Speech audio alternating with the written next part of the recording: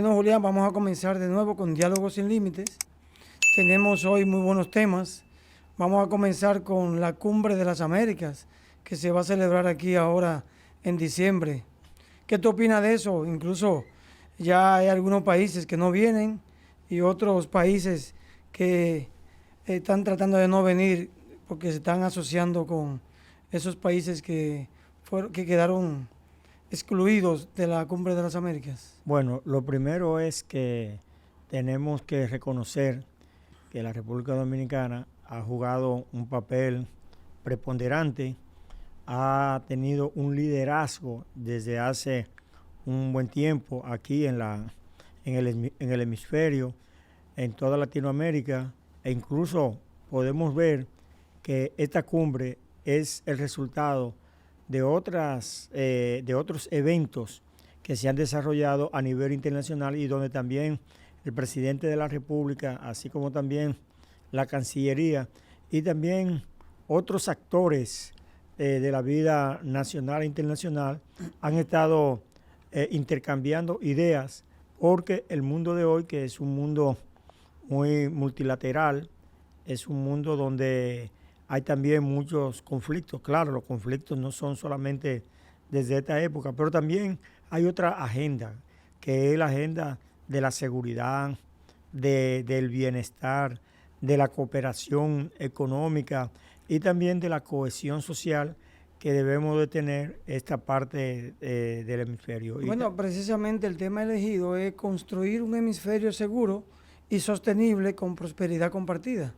Claro. Eso te habla a ti de que los países andan buscando cómo crear una especie de equipo, de grupo, de países en los cuales la sostenibilidad, la prosperidad de los países de América Latina naturalmente mejoren. Yo pienso que todos los países que quieren esa mejoría para América Latina tienen que hacerse eco de que la Cumbre de las Américas, incluso es la primera Cumbre de las Américas aquí en República Dominicana. Claro, Tú sabes claro. que la Cumbre de las Américas fue en la época de Bill Clinton, en el año 1993. Con él fue que se inició y a lo largo de todos estos años se han venido dando. República Dominicana ha logrado, se podría decir, un evento sin precedentes, Claro. precisamente por lo que tú acabas de decir.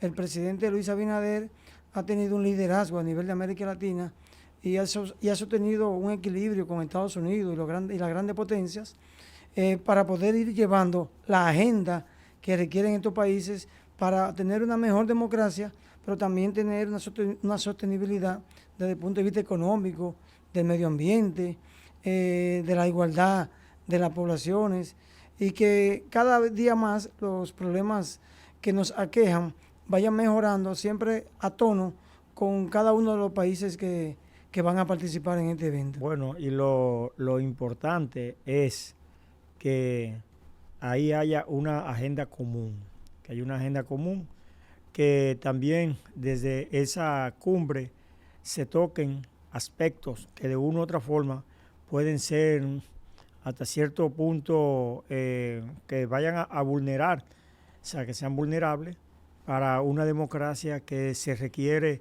sea sólida, una economía que también se requiere de esa fortaleza, y también un desarrollo, un progreso, que es lo que requiere nuestra parte. Muchas veces ha estado en discusión del cómo se puede unificar, o sea, que haya más unidad, así como Europa está más unificada con la Unión Europea, Claro. así como también Euroasia, también está, No, y los países del BRIC. y los países del BRIC, o sea, todo eso. Asimismo, América Latina y también América como tal, todo el continente, debe de verse desde una perspectiva de desarrollo, de avance, de progreso, de seguridad.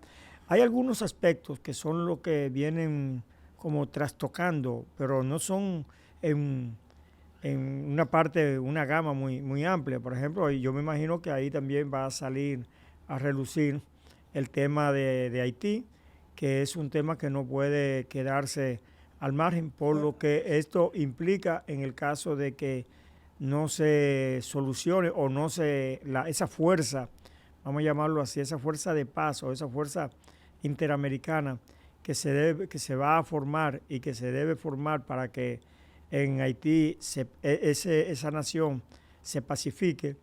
Yo creo también que eso es lo que vaya a contribuir a que estos países como los nuestros, tengan un mejor intercambio, tengan una zapata mucho más fortalecida. Sí, pero también hay países que deben democratizarse un poquito más. Sí. Porque hay países que piden que para la cumbre haya cierta democracia, que haya cierta participación, pero también ellos han sido proclives a que dentro de sus propios países tampoco se dé cierta participación de la democracia. Hay países que son autócratas, hay gobernadores, por ejemplo, en Venezuela todo el mundo sabe lo que está pasando, sobre todo después de las elecciones, cómo hay gobiernos que se han quedado, se han convertido prácticamente en tiranos, Claro. en dictadores, en autócratas, y que nadie más tiene derecho a participar en las elecciones y que no ha habido elecciones libres. Es lo mismo que pasa con Nicaragua. En Nicaragua, el presidente y la mujer son presidente y vicepresidente de la República. Todo el mundo conoce la historia. Lo mismo que pasa con Cuba. Entonces, también hay países que deben democratizarse para que podamos participar todos.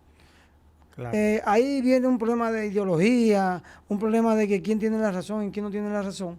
Pero la razón muchas veces te la da la mayoría. Claro. Y la mayoría de los países de América Latina están en consonancia con que la democracia debe ser fundamental para el desarrollo de los países. Bueno, y en ese sentido, como incluso tú has visto que no han presentado ninguna acta en Venezuela, y cómo se ha enarbolado toda un torrente, o sea, en cuanto a la población que ha querido que se respete la voluntad popular.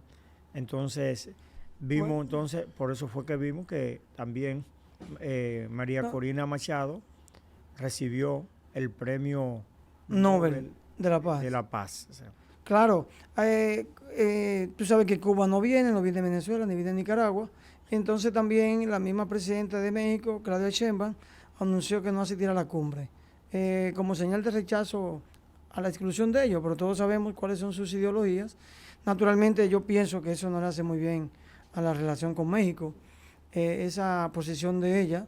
Yo le tengo mucho respeto a la presidenta, incluso cuando ella estaba haciendo su maestría en México, yo también estaba en México haciendo la maestría, pero hay posiciones ideológicas que no deben ser también tan intolerantes, ¿no? Sino que a veces tú tienes que coincidir con gente que tú no tienes ningún tipo de amistad, pero tú tienes que debatir sobre la base de propuestas ya dentro de la cumbre y fijar tu posición y decir por qué ellos deben participar en la próxima cumbre. Entonces, si tú quieres, ¿no? Claro. Pero no desligarte de un evento tan importante para los países de América Latina, sobre todo que ahora los países o los continentes se están como ligando entre ellos, ¿no? Tenemos la Unión Europea, como tú lo mencionabas, están los países de Euroasia, por allá, que se están unificando económicamente incluso, y en términos de negocio. Entonces los países de América Latina también tenemos que unirnos, pero sobre todo sobre la base de principios democráticos, sobre la base de principios económicos y sobre la base de que cada uno deponga sus actitudes y empecemos a trabajar por América Latina, que eso es importante. Bueno. Tú hablabas un poco sobre el Premio Nobel de la Paz. Exacto. A María Corina entrando dentro de eso. Bueno, eso también es parte de un reconocimiento que le han dado ni siquiera a países que están aquí. El Premio Nobel de la Paz se entrega en Noruega. En Noruega. Y eso viene, todo el mundo sabe por quién viene eso, a través de Alfredo Nobel, ¿no? Sí, sí. Que se empezó a entregar en el año 1903. Y son gente, yo estuve viendo que son 5 personas que participan en eso, que algunos son políticos, otros no, y que toman en cuenta una serie de características para darle a una persona el Premio Nobel de la Paz. Simple.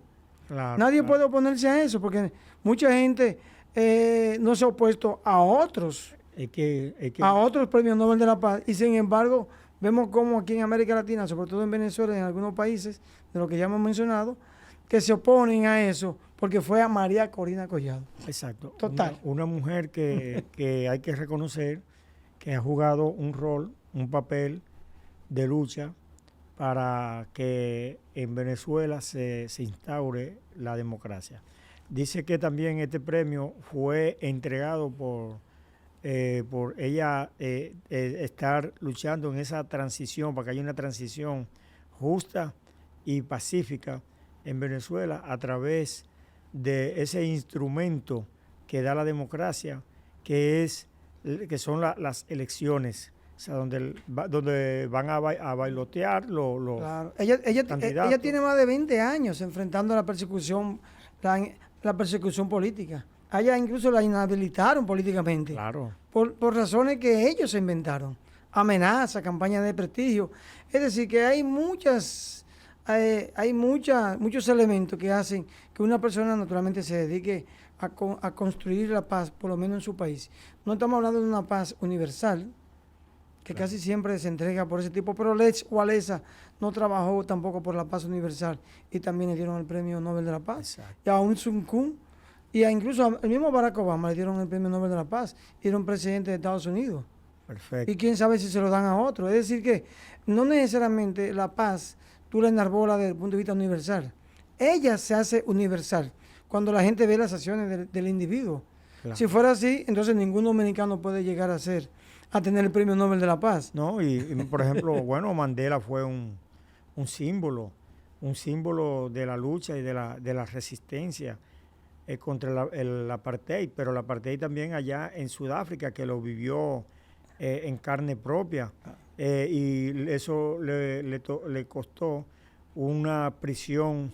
Más de 40 años. Sí, una prisión muy prolongada. Bueno, y eso también lo llevó a que cuando salió de la ergástula, o sea, cuando salió de esa prisión, fuera presidente de la República, y fue un presidente que promovió la paz, fue un presidente democrático, no promovió el odio, ni tampoco el conflicto, ni nada por el estilo, todo lo contrario. Logró que haya una unificación entre negros y blancos, que por cierto eran una minoría, lo que gobernaban en ese por entonces. Muchos años en Sudáfrica. Por muchos años. Y también hay que reconocer que hubo un presidente, vamos a llamarlo así, interino o de transición, que fue el que también llevó a que en Sudáfrica se hiciera un acuerdo, se llegara a un acuerdo, y a Mandela también se le liberara y se hicieran elecciones libres. Y tocando ya aquí a esta parte del hemisferio, en el mismo sentido, en el mismo orden, nosotros vemos que también otros mandatarios también fueron beneficiados, vamos a llamarlo así, con ese galardón. Se le otorgó también ese galardón. Y yo creo que María Corina Machado. Sí, tiene los méritos para recibir ese galardón. Yo podría decirse, por ejemplo, que ella sí se lo merecía en el sentido simbólico, sí, por representar la esperanza de una salida pacífica, de un país que ha estado inmerso en grandes conflictos y que naturalmente es una crisis política que tiene, yo pienso que una de las más duras de la crisis política del siglo XXI que ha vivido Venezuela. Y desde el punto de vista simbólico, ella se lo merecía por eso. Ahora, mi pregunta es, ¿quién se lo merece y quién no? Es decir, la pregunta es, ¿quién se merece eso? ¿Quién no se lo merece? Claro.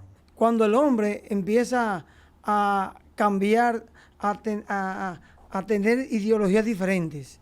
Si tú eres de una ideología de izquierda y yo de derecha, uno no está de acuerdo contigo, el otro tampoco está de acuerdo contigo. Entonces, ¿quién se lo merece? Bueno.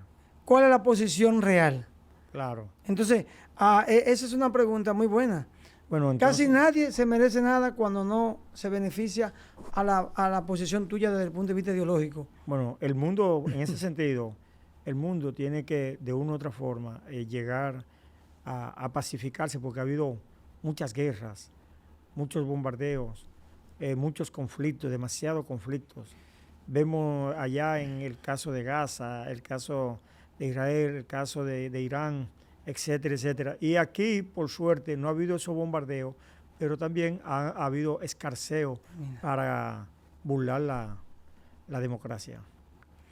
Bueno, pues nada, hemos llegado rápidamente, se fue el tiempo, ¿no? Naturalmente.